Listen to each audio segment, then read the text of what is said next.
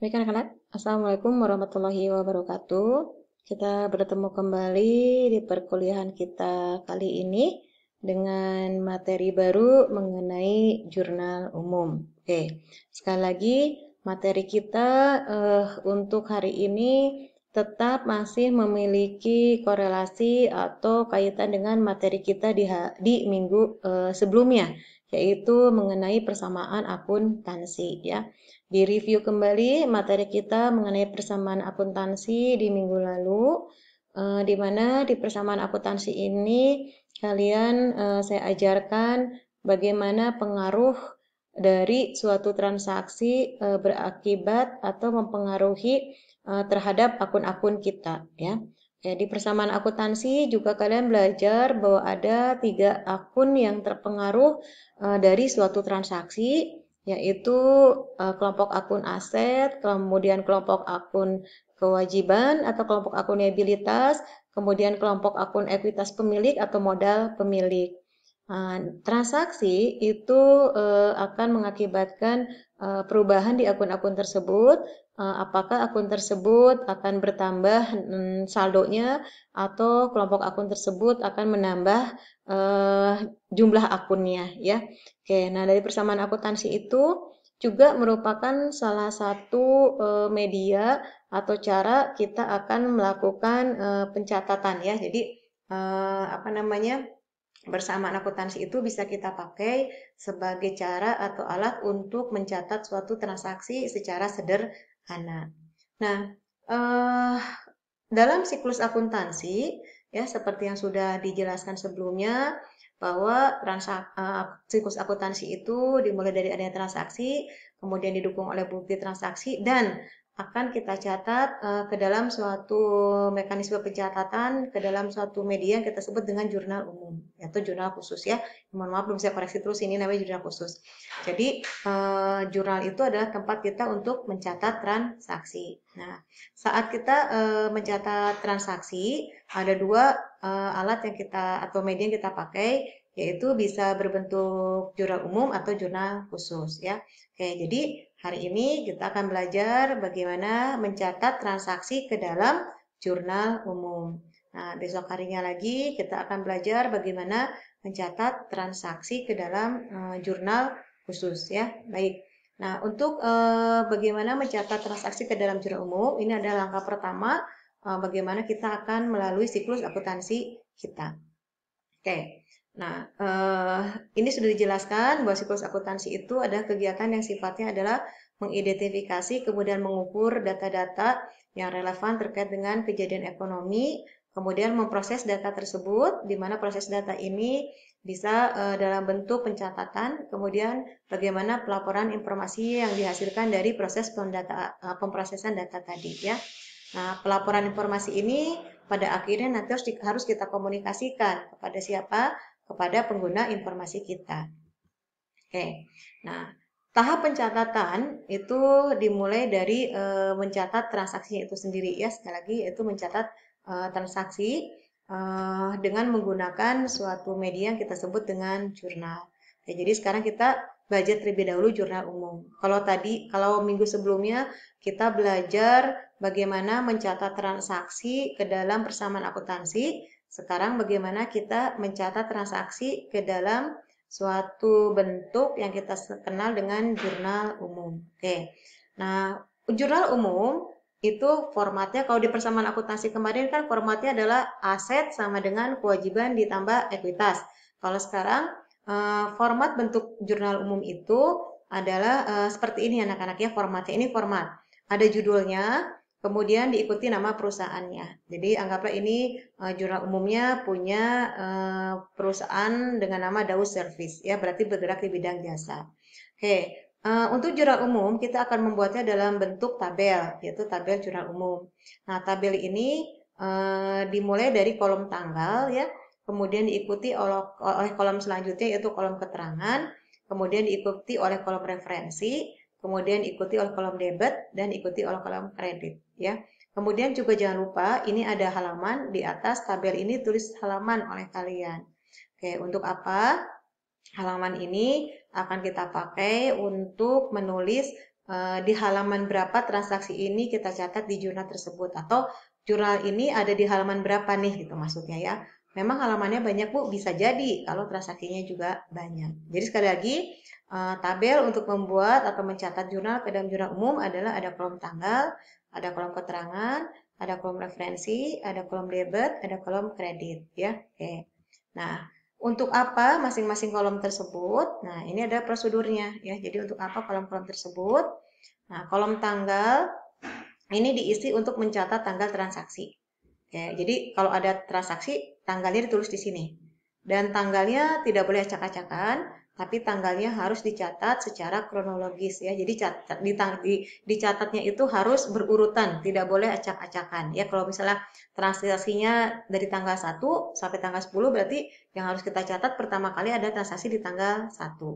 Nah, kolom keterangan itu adalah kolom yang isinya untuk mencatat transaksinya. Jadi untuk mencatat akunnya. Maaf. Jadi kolom keterangan ini untuk mencatat akunnya ya. Akun yang kita catat waktu di persamaan akuntansi. Nah, kalau referensi ini kita pakai untuk mencatat nomor dari akun yang kita tulis di sini. Jadi nanti akun-akun ini aja ada nomornya ya. Kita akan tulis di kolom referensi. Kemudian kolom debit itu adalah kolom untuk menulis angka yang masuk ke kolom debit. Kemudian kolom kredit kita pakai untuk kolom untuk menulis angkanya. Jadi debit dan kredit ini untuk angkanya, keterangan ini untuk nama akunnya, tanggal ini untuk tanggal transaksinya, referensi ini kita pakai untuk nomor kodenya atau kode dari akun-akun kita ya. Nah, ini sebetulnya tahapannya ya. Jadi setiap halaman jurnal itu sebaiknya diberi nomor. Jadi setiap halaman jurnal, jadi makanya tadi di jurnal itu harus ada halamannya. Maksudnya begitu.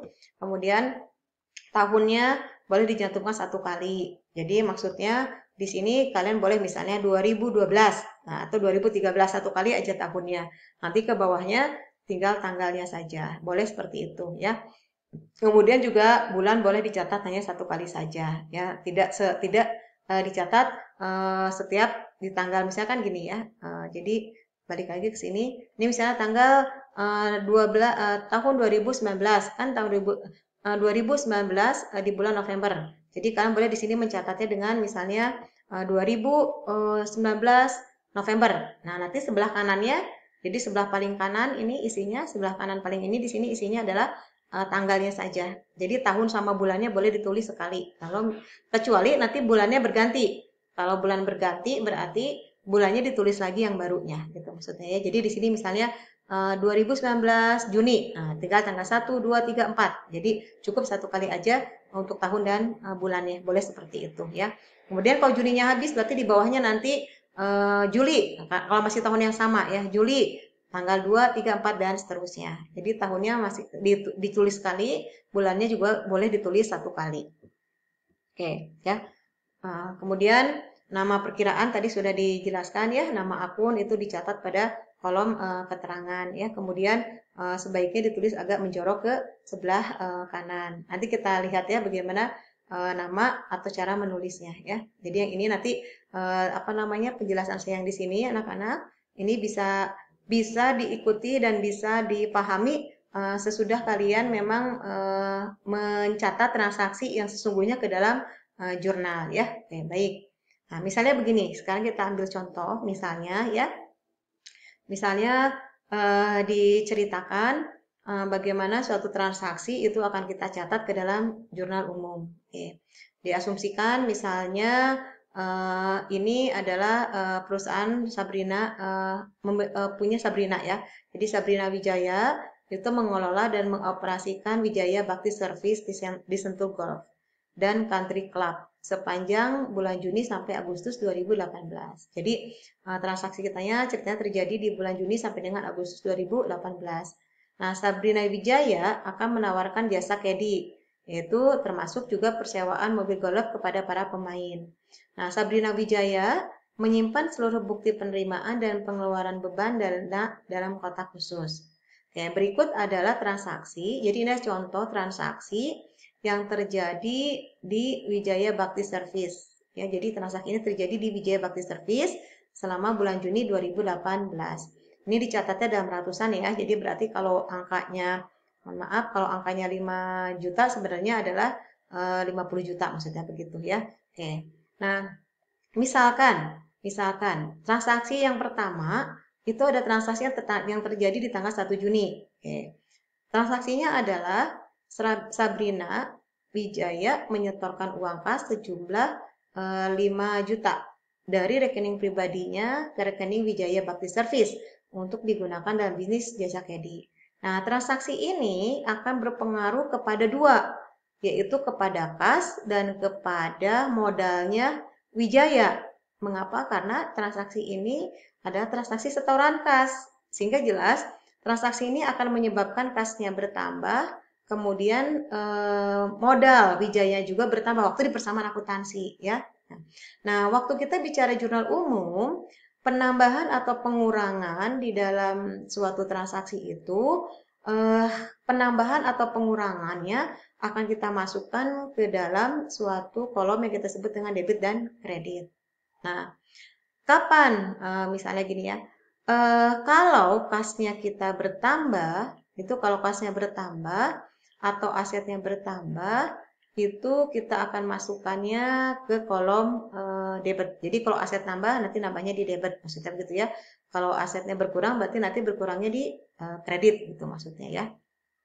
Oke, nah kalau misalnya sekarang kewajibannya bertambah, nanti akan kita catat penambahannya di kolom kredit. Tapi kalau utang atau kewajibannya berkurang berarti dicatat di kolom debit dan seterusnya ya. Oke.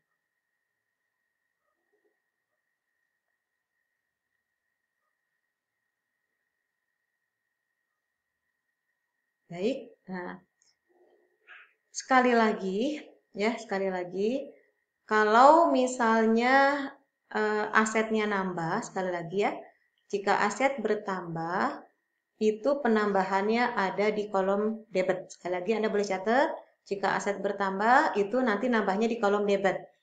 Jika asetnya berkurang berarti di sebaliknya yaitu di kolom kredit. Kalau kewajiban bertambah, itu kewajiban akan kita simpan penambahannya di kolom kredit. Jika kewajibannya berkurang, itu akan kita simpan di kolom debit. Oke. Sekali lagi, kalau kewajiban nambah di kredit, kalau kewajiban berkurang di debit. Kalau ekuitasnya bertambah, itu kita tambah di kolom kredit. Kalau ekuitasnya berkurang, kita simpan di kolom debit. Nah, sekali lagi ditulis ya. Jadi kalau aset nambah itu di debit, aset kurang di kredit, kewajiban nambah di kredit, kewajiban kurang di debit.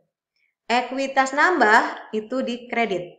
Ekuitas berkurang itu di debit. Pendapatan bertambah itu di debit. Pendapatan berkurang itu di debit. Ya, sekali lagi. Pendapatan bertambah itu di kredit. Pendapatan berkurang itu di debit. Oke. Beban jika bertambah di debit atau di debit. Beban jika berkurang di kredit. Oke, saya ulangi, catat. Aset nambah di debit. Aset kurang di kredit. Kewajiban nambah di kredit. Kewajiban berkurang di debit. Ekuitas bertambah di kredit. Ekuitas berkurang di debit. Pendapatan jika bertambah ditulis di kredit. Pendapatan jika berkurang ditulis di debit. Beban jika bertambah di debit. Dan beban jika berkurang di kredit. Oke, catat catatan penting tadi ya anak-anak ya, karena nanti akan berpengaruh di catatan-catatan kita selanjutnya.